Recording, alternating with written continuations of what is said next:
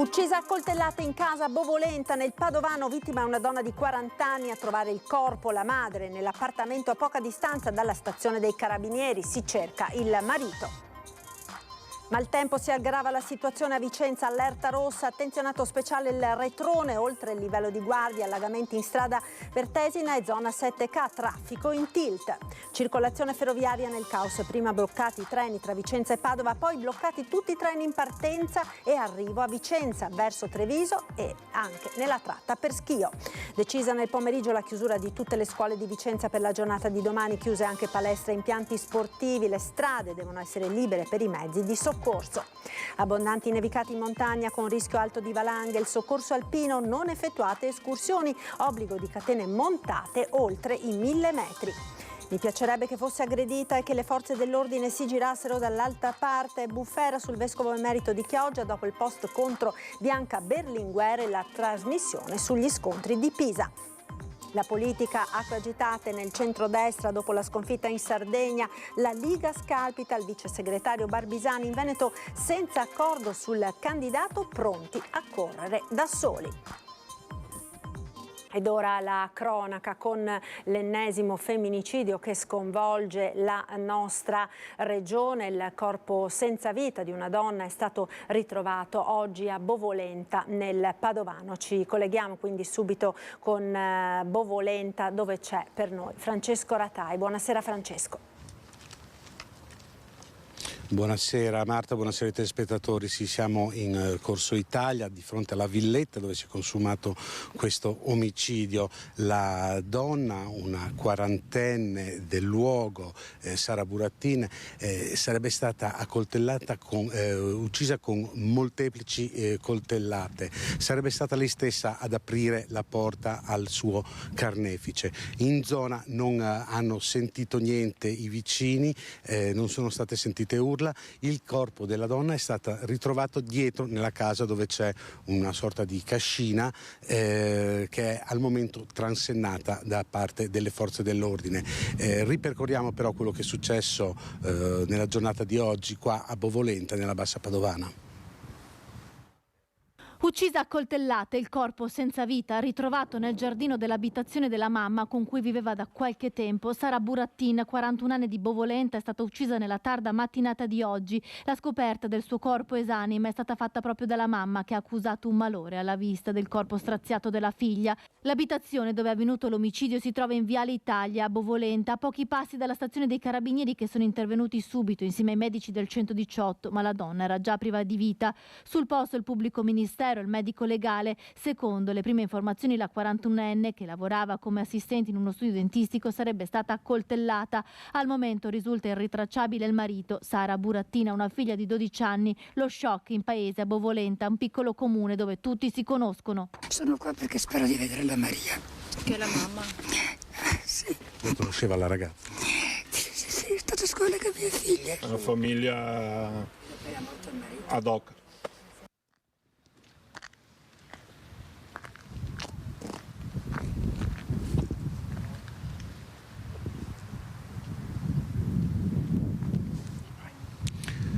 Ecco, questa era la testimonianza anche dei vicini. Ricordiamolo, Bovolenta è un paese di 3.500 abitanti lungo il Bacchiglione a sud di Padova.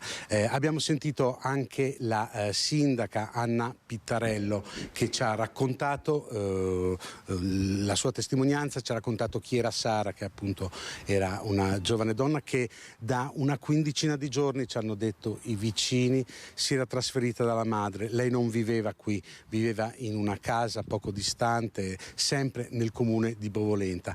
Da 15 giorni, da una ventina di giorni, la vittima però si tornava a vivere qua, tornava a dormire qua dalla madre. Ma sentiamo il racconto della sindaca Anna Pittarello. È una notizia sconvolgente per tutto il nostro paese. E siamo vicini alla famiglia, a entrambe le famiglie, soprattutto alla bimba, la ragazza che ormai ha 14 anni, perché è una è un dramma quello che è successo. Ecco, sindaca, ma molte volte quando si parla di femminicidi si parla di tragedie annunciate. Voi avete, voglio dire, il vostro comune è abbastanza piccolo, avete avuto delle avvisaglie? Sara era mai venuta a parlare in comune di qualche problema? No, allora noi è un comune piccolo e ci conosciamo quasi tutti, infatti conosco tutta la famiglia da tanti anni. Non abbiamo mai avuto avvisaglie di questo tipo, effettivamente è stato un fulmine a ciel sereno perché non avevamo mai avuto nessuno, seguiamo diversi casi nel sociale, soprattutto di minori e famiglie con problemi, però non avevamo mai avuto nessuna segnalazione. Io sono molto sconvolta da questa notizia di oggi. Io ho partecipato a tutte le fiaccolate, anche a Torreglia eccetera, per stare vicino agli altri sindaci, perché sono tragedie che colpiscono tutte le comunità piccole come la nostra. E quindi veramente è difficile trovare le parole in questo momento per trovare un senso a questa vicenda. Ecco, questa era la sindaca Anna Pittarello del comune di Bovolenta. C'è una notizia dell'ultima ora che sta circolando. Sarebbe stato ritrovato morto il marito della donna di Sara Burattin. Attendiamo conferme, se ci dovessero essere vi richiederemo la linea immediatamente. Vi restituisco la linea.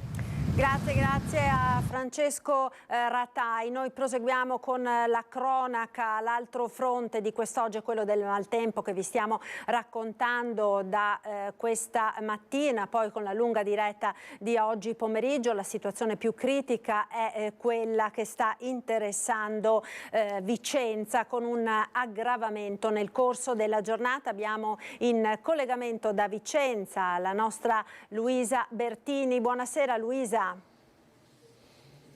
Sì, buonasera a voi, buonasera ai nostri telespettatori. Situazione estremamente critica qui a Vicenza, soprattutto per quello che riguarda il Retrone. Adesso siamo nella sede della Polizia Locale dove si riunisce in queste ore, riunioni continue del COC, sono state prese importanti decisioni. Intanto io partirei da quella che riguarda le scuole di domani mattina. Sì, abbiamo assunto proprio questa decisione anche per evitare che le strade siano ovviamente abbastanza diciamo non libere, soprattutto per i mezzi di emergenza. Abbiamo deciso di chiudere le scuole di tutti gli ordini e gradi, compreso l'università, compreso anche il conservatorio, quindi dagli asili nido. Abbiamo deciso anche di chiudere qui non solo i parchi, ma anche tutte le strutture di aggregazione sociale, dai centri diurni ai centri giovanili, e quindi tutte quelle strutture di nostra competenza. Abbiamo deciso anche di chiudere non solo le palestre annesse agli edifici scolastici, ma anche tutti gli impianti sportivi comunali. Ecco, Assessore, riunioni continue, qual è la previsione di qui alla nottata e anche alla mattina di domani? Ma come abbiamo visto nella giornata di oggi, la particolare attenzione si è riversata verso il Retrone. Ovviamente adesso tendiamo di capire durante la notte che cosa accadrà, e anche soprattutto domani, dove la preoccupazione più forte forse andrà verso il Bacchiglione. Stiamo cercando di distribuire al massimo sacchetti di sabbia nei punti critici, le segnalazioni ci stanno arrivando e in più modi stiamo cercando di poter dare una risposta. Abbiamo chiesto anche un supporto ai volontari della provincia, della protezione civile, nonostante appunto il grande sforzo che i nostri volontari del gruppo comunale stanno facendo. Ecco, ultima cosa, le strade che stamattina erano state chiuse verranno riaperte, restano chiuse per precauzione? Alcuni tratti sono stati riaperti perché i fossi hanno ricominciato a ovviamente fare il loro lavoro. Il problema principale è che comunque sta piovendo tanto, ha piovuto tanto, oramai i campi sono abbastanza pieni e quindi non c'è più la possibilità di poter farla assorbire dal territorio. Stiamo appunto vedendo l'evolversi della situazione. Ecco, io ringrazio e lascio anche andare all'assessore alla protezione civile Matteo Tosetto, proprio perché sono riuniti ancora per decidere le ultime mosse da prendere anche per stanotte, insomma. Perfetto, grazie. Arrivederci. e restituisco a voi la linea allo studio. Ovviamente qualsiasi ecco Luisa, scusami, aggiornamento Luisa, se mi senti, volevo farti un'ultima domanda sulla questione del trasporto ferroviario, perché stiamo sentendo insomma notizie di grossissime difficoltà con la linea ferroviaria chiusa, sia la Padova-Vicenza, no? Cosa sta succedendo? Qual è il punto ora?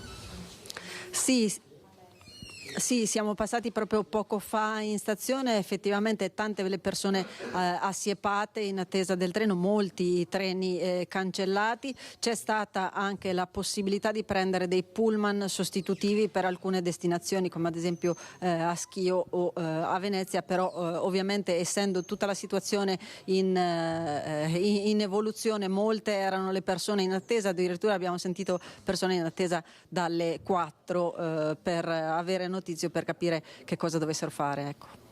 Grazie allora e buon lavoro a te, ai colleghi della redazione di Vicenza che state seguendo appunto l'evolversi del maltempo in questa lunga giornata. Vediamo quindi nel servizio quello che è il punto nel Vicentino, in particolare nell'area di Longare, Monte Galdella e Monte Galda.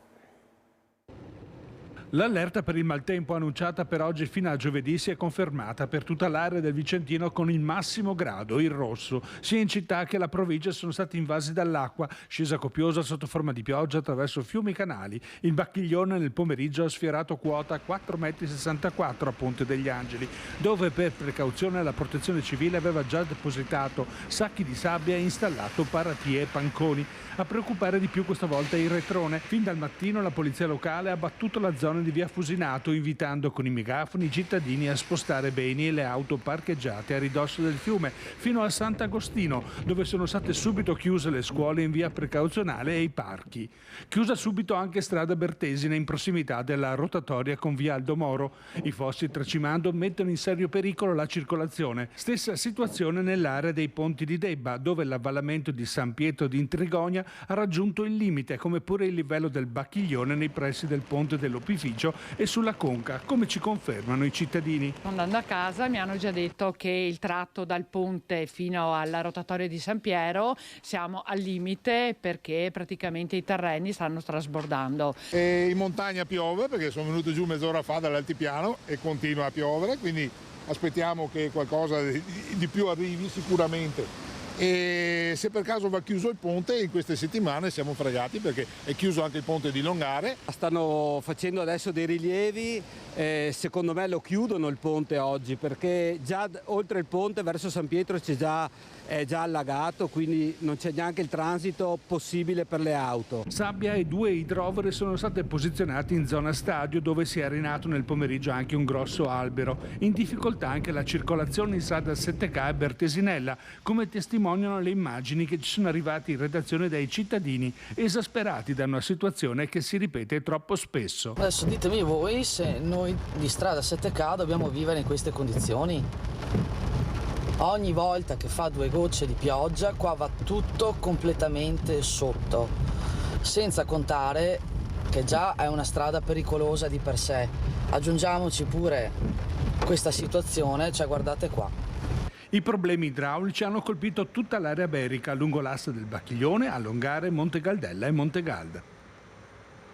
Ed ora vediamo la situazione nel Padovano.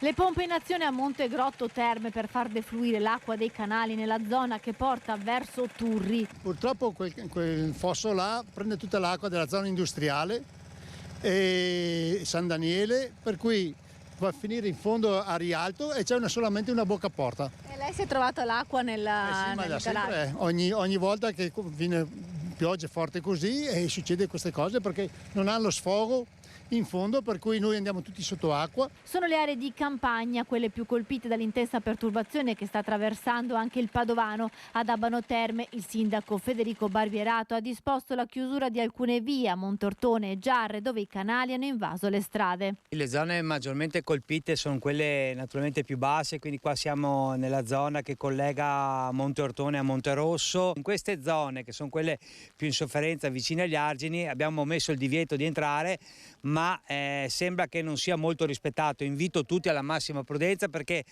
mezz'ora fa abbiamo aiutato a uscire da un ciglio del fosso un'auto che aveva voluto lo stesso accedere alla zona che era stata transenata, quindi massima attenzione. La Protezione Civile aponense, nella sede dei magazzini, per tutta la giornata ha preparato sacchi di sabbia per i cittadini che volevano proteggere garage scantinati. Le criticità si sono registrate anche nelle aree rurali, nella zona dei Colli Uganei, dove a Rovolone e Teolo molti campi sono andati sott'acqua. Si tratta soprattutto di vigneti e campi che in questo periodo sono in attesa della semina. Le piogge intense ovviamente hanno provocato allagamenti anche nelle zone golenali tra Cervarese e Santa Croce, Veggiano, Saccolongo, Selvazzano. La Coldiretti è in continuo monitoraggio della situazione e chiede la realizzazione di un piano invasi per contrastare la siccità ed aumentare la raccolta di acqua piovana, garantendo così anche una maggiore sicurezza idraulica. Il Veneto infatti recupera solo il 5% della pioggia rispetto ad una media nazionale dell'11%. A Padova città, il Bacchiglione,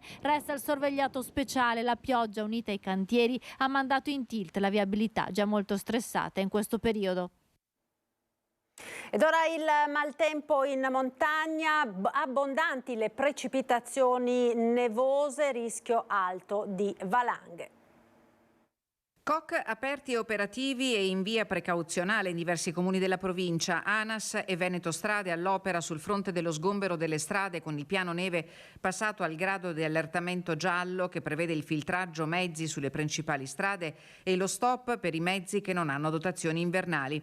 Tutto sommato è passata senza scossoni la prima giornata di allerta meteo per la perturbazione che ha investito anche la provincia di Belluno, ma che sta causando criticità soprattutto nella fascia delle Prealpi e della Pedemontana veneta. Nelle prossime ore, appunto, con l'aumento di quota dello zero termico si trasformerà tutto in pioggia e quindi sarà un ulteriore incremento di portata nei fiumi. Nella sala operativa del Comando dei Vigili del Fuoco di Belluno i monitor rimbalzano immagini rassicuranti, nessuna emergenza concreta per il momento, anche se il picco del maltempo è atteso nelle prossime ore fino a tutta la giornata di mercoledì, prima di una tregua all'insegna della variabilità prevista per giovedì. La situazione è perciò in evoluzione. La neve caduta in grande quantità in montagna è insidiosa, perché a causa delle alte temperature saranno possibili distacchi spontanei nei versanti più ripidi. Chiusi per pericolo valanghe il passo Giao e il passo Rolle. La situazione in questo momento è abbastanza critica.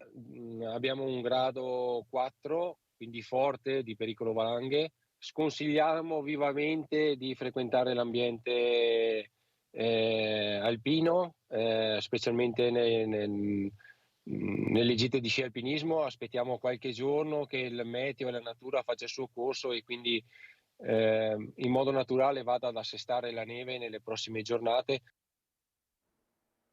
Ed ora ci fermiamo per la pubblicità, tra poco restate con noi.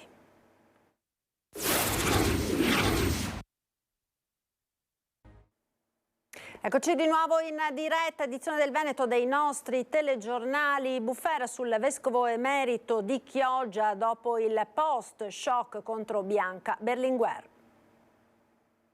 Bianca Berlinguer, giovani o ragazzi devono stare alle regole, i poliziotti fanno il loro dovere e a chi si presenta con violenza va fermato con la forza se non si ferma. Ma la Bianca si vede chi è, mi piacerebbe che fosse aggredita e che le forze dell'ordine si girassero dall'altra parte, la solita furbastra. È bufera sul post scritto dal vescovo emerito di Chioggia, Monsignor Adriano Tessarollo, dopo aver guardato il programma della Berlinguer in cui si parlava degli scontri di Pisa. Ma lui spiega. Quando uno commenta un fatto e da come lo fa vedere e dopo fa le domande, si vede già nel modo di presentarlo dove vuole andare l'argomento. Del modo in cui ha presentato subito era chiaro subito che colpevole è la polizia, va bene? E gli altri sono a posto. Allora io ho detto, bisognerebbe che magari qualche volta capitasse che che lei si trova aggredita, e la polizia li guarda e dice e gira gli occhi dall'altra parte. Tessarolo non giustifica le violenze, ma è fermo nella sua posizione quando dice che le regole vanno rispettate e i ragazzi educati. Se uno ha il compito di fare osservare delle cose, se uno si ferma, e se non si ferma cosa si fa? Ma io non ho inneggiato ai manganelli o a questo o a quest'altro eccetera. Ho detto che per evitare scontri di questo tipo, siccome si parlava ragazzi eccetera, anche i ragazzi, qualche volta non capita che a scuola tirano i sassi alla maestra o fanno questo o rompono i vetri eccetera, allora anche loro vanno educati, dite la manifestazione non si fa di qua, andrete da un'altra parte, e se uno non si ferma cosa si fa? Questo è il punto. Parole indegne il commento dell'ex sindaco di Chioggia Guarnieri, cui Tessarolo risponde. Nell'Iliade nel combattimento si dice fit via vi, si aprono la strada con la forza e questi fermano la strada con la forza, punto. E allora gli ho detto che non c'è niente di indegno, non era in merito né la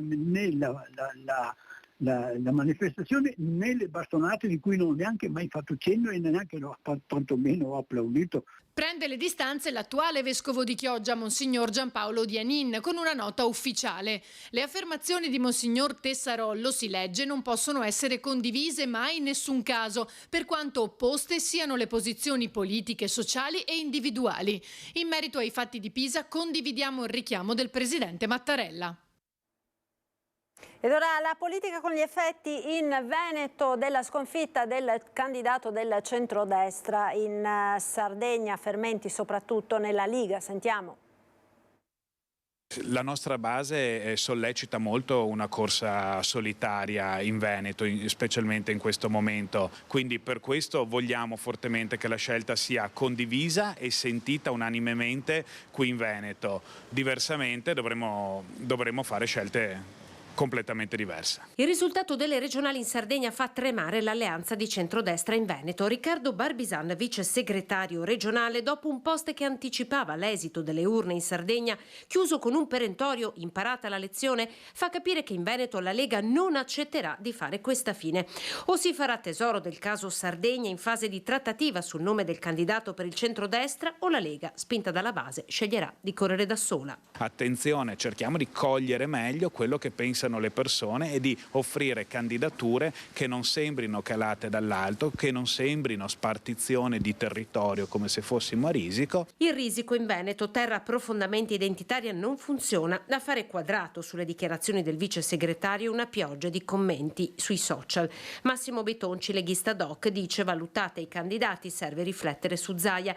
Poi il segretario della Lega in Consiglio regionale Alberto Villanova, che si dice rammaricato. Ora bisogna trarre delle lezioni. Così Roberto Mercato. I territori devono decidere loro, perché altrimenti la si vive come un'ingerenza e poi si hanno i risultati che abbiamo visto. Insomma, la Lega alza la testa ed è una levata di scudi, così Flavio Tosi ieri sera a Ring. La Lega è cambiata ed è diversa da quella nella quale per 25 anni ho militato anch'io. Soddisfatto il Partito Democratico, che con il voto in Sardegna testa il campo largo. Per Martella, segretario del PD Veneto, è l'affondo del centrodestra. Quanto è avvenuto in Sardegna inciderà negativamente ancora nella coalizione di governo, perché io lo dico da tempo, sono molto divisi, si sono uniti su qualcosa che in questo momento appare più uno scambio, riforma dell'autonomia differenziata e riforme costituzionali, ma in realtà sono molto divisi su tante questioni. Credo che le elezioni europee saranno da questo punto di vista uno spartiacque fondamentale anche per la politica veneta.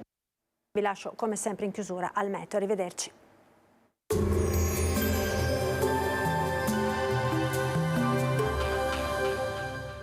Cooperativa Agricola Volpago offre carni fresche e selezionate di prima qualità, senza uso di antibiotici, direttamente dagli allevamenti locali dei nostri soci allevatori. Bentrovati al meteo. Perturbazione atlantica ancora attiva sul nostro territorio, dove il tempo rimane instabile. Il dettaglio di mercoledì 28 febbraio. Sul Veneto cielo coperto con precipitazioni da diffuse a sparse, in diradamento a fine giornata anche con qualche schiarita, nevicate intorno ai 1200 metri sulle Dolomiti, sui 1500 metri sulle Prealpi. Le temperature saranno in aumento, minime tra 5 e 11 gradi, massime tra 12 e 15 all'incirca. Ci spostiamo ora sul Friuli Venezia Giulia. Anche qui molte nubi con piogge sparse intermittenti, in genere deboli o moderate, specie sulle zone più orientali. Dal pomeriggio miglioramento con cessazione delle precipitazioni. Temperature minime tra 9 e 10 gradi, massime sui 15 all'incirca. Infine diamo uno sguardo al Trentino Alto Adige. Avremo piogge diffuse anche in questo caso, nevose oltre i 1600 metri circa, ma in esaurimento a partire dal pomeriggio. Temperature minime sui 4 gradi, massime intorno agli 11-12 gradi. Dal meteo di Antena 3 è tutto, arrivederci al prossimo aggiornamento.